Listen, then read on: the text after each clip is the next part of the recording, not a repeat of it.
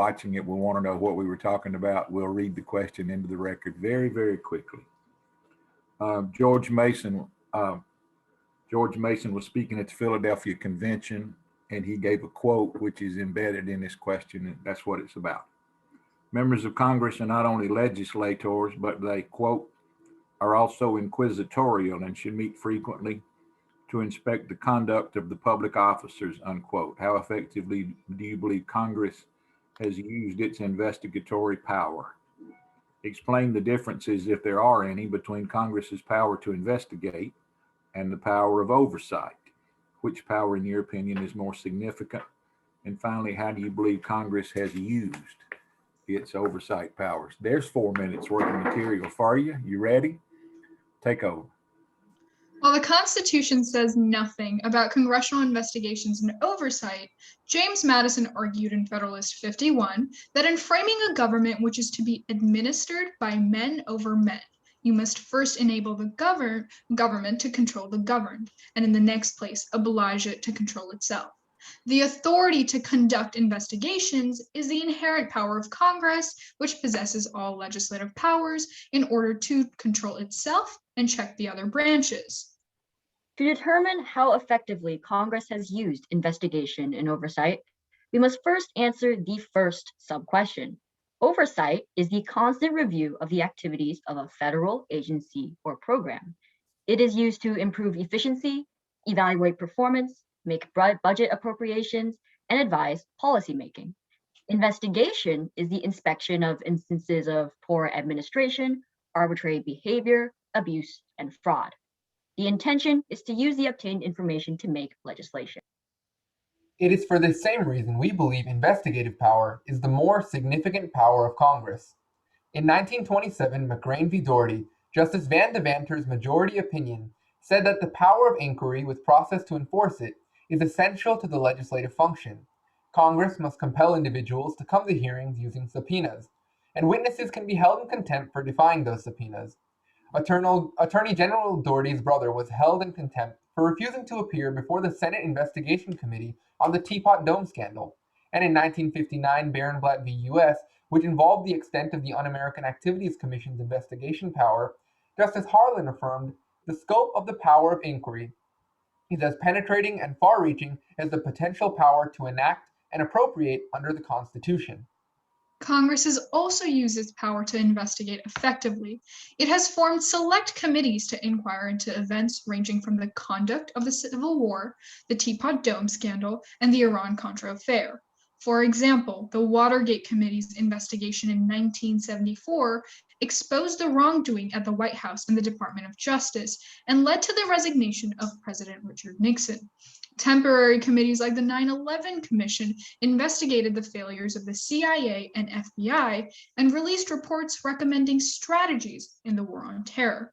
And the January 6th investigation has revealed major inefficiencies in the Defense Department that prevented the preparation to address the riot. In addition to investigation is Congress's power of oversight, which has also been effectively utilized throughout history. It was formalized in 1946 when Congress passed the Legislative Reorganization Act that required legislative committees to oversee agencies and increase the powers of the Government Accountability Office. Later in 1971, televised hearings of the Senate Foreign Relations Committee on the Pentagon Papers solidified public opposition to continued U.S. participation in the Vietnam War, hastening the end of the conflict. Today, committees such as the Committee on Oversight and Reform host hearings analyzing past conduct, like accountability and lessons learned from the Trump administration's child separation policy, to make appropriate recommendations in the future. However, since 1995, the House experienced a large reduction of staff members, which hampered congressional committees. Oversight committees have also begun to receive more one-sided information during hearings as a result of political grandstanding that elevates partisanship. Investigation and oversight have been the source and reasoning for many pieces of legislation passed by Congress. They are some of Congress's broadest powers, used hand in hand to support the legislative process. Thank you, and we are now open to any questions you may have. I hope we have some. That was a pretty good essay. We got to work now. Judge Steele, you like to You make me start, huh? Well, Okay, so what powers, if any, has Congress ceded to the executive and judiciary branch? I think one of the powers that Congress has ceded to the executive branch, not exactly ceded, but kind of almost delegated as long as it has reason, is the idea of, to investigate, or the idea of, executive investigatory agencies. You have regulatory agencies that exist after, I believe, Hampton v. US ruled that as long as Congress has given the executive agency a principal reason as to what their role is, then they are allowed a certain level of legislative or way to interpret legislation. Do you know what the case is that gives them that authority? Oh yes, it was Hampton v. US. Okay. And stepping away from investigative powers that Congress has abdicated, we've also seen that over time Congress has also abdicated many of its legislative functions, not as an outcome of their power going away, but rather as a result of political gridlock, which has prevented them from being as effective in passing policy. And as a result, the executive has gained a lot of power in that ground, passing many executive orders and becoming more of a legislative body than Congress has because of its current situation. We also see that during investigations, Congress subpoenas members of the investigation to hand over documents. And we've seen that very recently, many members that are part of many individuals that are part of investigations have claimed executive privilege, thereby subverting the subpoena process. Therefore, Congress has been unable to carry out many investigations that have been vital to the function of their investigation. Christie, I think that's the understatement of all time. Your Honor, Judge Chin. Thank you. Regarding your last statement about the subversion of the subpoena process, given this quasi-judicial role to subpoena, can you think of how Congress might be able to fulfill its role and exercise fully its contempt power? Yes, so we've seen that the contempt power has been dormant for multiple years, and Congress has been unable to use this contempt power. Professor Philip Bobbitt of Columbia Law School has actually suggested to enforce an independent office that would be in charge of enforcing the inherent contempt power, and therefore there would be an automatic consequence of the individual that has been cited with criminal contempt. And an automatic consequence would be the withholding of appropriated funds, and therefore Congress would be able to carry out its inherent contempt. Furthering that, we like my colleague said, because Congress's dormant inherent contempt power is actually currently dormant, we feel like Congress should directly enforce contempt rulings under its own constitutional authority until criminal and civil contempt statutes are passed, and they can do so under by enacting the sergeant at arms or a deputy to take a person into custody for proceedings and to be held in Congress. I'd like to give Concerned, sorry, No, sir. I Go ahead. apologize. No, sir, go ahead. Wouldn't you be concerned that this would be more political and for show rather than for exercising its quasi-judicial power? I think to compare it with the current processes that we do have, this is probably the more efficient way to even come about a subpoena. So because today we see there's two paths that Congress can take if someone doesn't testify, and that is one, to go to the Department of Justice, which is usually, and in more recent years, aligned with the executive, which is, in its own sense, partisan and political. And the other way is to go to Judiciary, which is supposed to be nonpartisan branch, but it takes a long, long time for the case to even go through the branch. And by that, the case becomes moot, the administration has turned over, and more political gridlock just makes the entire case impossible to rule on. Yeah, and I would evaluate the costs and benefits of either side. I mean, would we rather have the political process of a subpoena process be more extensive and be perhaps a potential political burden on the executive? Or would we rather have the executive being able to hide information away from Congress and not have to provide information during trials because executive privilege is claimed every time, and as a result, Congress is never able to exercise its power to keep the executive in check? I would argue that the latter is more dangerous to the state of our nation, and as a result, I do believe that enforcing Congress's power of contempt would be better. And run out the clock if they do that. So that brings us back to the other one that you mentioned, cutting off their money. if you have somebody, say in the Department of Education or the Department of Agriculture or Housing and Urban Development that you're trying to subpoena and you cut money off, that's less housing for the poorest among us. If you cut off to the FDA, there are obvious dangers there, Department of Education. But is that, if you don't want to hold them in contempt for political reasons, if they won't respond any other way, is that the risk you have to run? Do you cut off their money?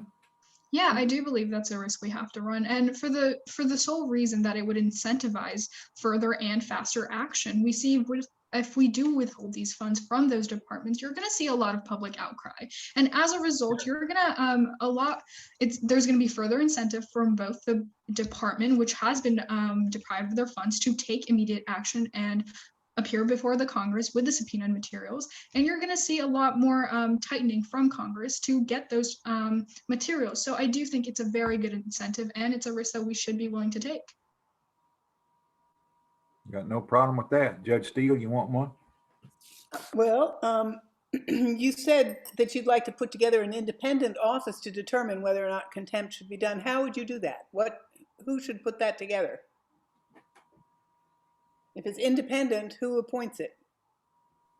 I think one thing that lots of the times when we're talking about making it independent, the Judiciary and the Supreme Court, or at least a justice on the Supreme Court, has been the one to appoint people onto that board of people who would then determine whether or not a subpoena should be made into inherent contempt. So I do think that if we bring in the most apolitical branch of the government to try to appoint someone who is more independent, it would be effective. I would also argue that it's possible that we should give this power to Congress, and they could have a representative group of individuals put on this independent commission, proportionally by parties that are present in Congress, and proportionally creating this group as a reflective measure of the representatives in Congress, and hence having a independent group who in nature is partisan, but because of the parties that are balanced out in respect to the parties in Congress, hence we would have a more independent group. But if you were to allow Congress to participate, wouldn't it become more ideological because their inclination would be to seek people who are aligned with their school of thought rather than be independent to fulfill the function? So wouldn't that be an issue? And to tack onto that, the judiciary is supposed to be independent, but has the Supreme Court always acted apolitically? I feel like we have to weigh the costs and benefit, or the harms and benefits of both branches. And this is why I disagree with my colleague Ben. And I think that it would be in the best interest of the judiciary to appoint this independent commission, because both branches of government, you can argue that any branch of government is politically motivated, right? But I agree with my colleague Felicia in the sense that the judiciary has been the most apolitical throughout history, and their constitutional limits make them apolitical. The powers granted to them in Article 3 of the Constitution make them inherently apolitical, which is why the judiciary is the most likely to enforce inherent contempt in a nonpartisan way. Marcy, how much time do we have left? 1 minute. How should they treat members of their own body if somebody has clearly done, Marcy Taylor Greene got stripped of her committees. Matt Gaetz is getting kicked to court. It looks like Mo Brooks got a slap on the wrist. What's your standard for when a member of Congress, when you become one, should be investigated? A member of Congress should be investigated for any conduct, like we said in our testimony, of abuse, of fraud. Lots of members are investigated for tax evasion, and lots of members are investigated for not complying with subpoenas, as we saw multiple times in the Mueller investigation and multiple times with allies of former President Trump. If they go up the street and incite a riot and claim freedom of expression, can they get away with that? No, I believe we should censure them. We see that a lot of committee members have been censured for, a lot of Congress people have been censured for not complying with their congressional duties. So I think if they do anything that's harmful to the public, they should be censured from there and be stripped of their committee duties. I think Go ahead, Bea, finish it up. I think it should be a question of whether the potential harm that they have been suggested of having done is more harmful to democracy than the votes that it took to get them there. And that should be the analysis. That's a pretty good answer. That's a good answer. Nice job. Great job. Very nice job, Fremont, California. Yay. Good job. And the judges will give you their feedback now. It's kind of, Bea, it's kind of like, you know, count up how many votes they got, count up how much harm they do, and let's see if we can balance this out. That's happened before, I think. Your Honor, Judge Steele, what'd you think? I thought you all did a great job. I really appreciated your testimony and also your references to investigation of the January 6th issues. Subpoenas especially was discussing Congress's ability to deal with subpoenas, and its contempt power. I think you did a lovely job. Everything you had to say was useful and on point.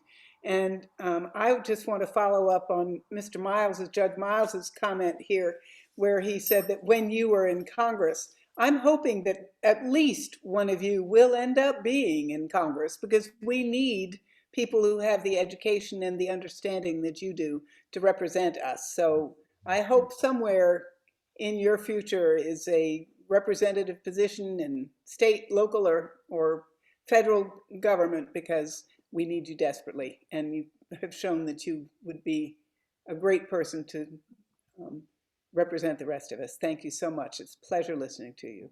Boy, what she said right there, Judge Chen. Thank you. Marvelous, lovely job. I appreciate the examples you provided. The fact that you plan to create another office, the IOTech is what I noted, the Independent Office for the Enforcement of Contempt.